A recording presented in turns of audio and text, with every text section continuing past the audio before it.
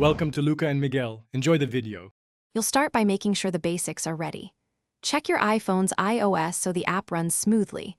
An outdated OS can block features. Once done, find the Voice Memos icon on your home screen or in the app library. Make sure microphone access is enabled in Settings Privacy Microphone so recordings capture sound. Now that permissions and updates are set, you're ready to open Voice Memos and begin a new recording without interruption. Open Voice Memos and tap the big red record button to begin. You control start, pause, and stop. If you have an external mic, connect it first and select it implicitly. Your iPhone will route audio automatically. This improves clarity for interviews or music. While recording, you can pause to separate sections, then stop when finished. After recording, tap the title to rename and use Edit to trim or replace segments. These steps help produce tidy. You finish by tapping Done so your memo saves to the list.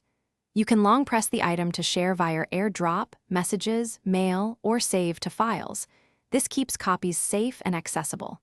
To protect originals, duplicate a recording before heavy edits and enable iCloud syncing in settings so memos appear on your other devices.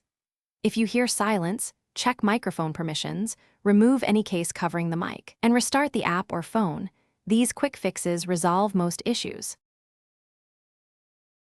Thanks for watching and please subscribe. It's the best investment you'll ever make.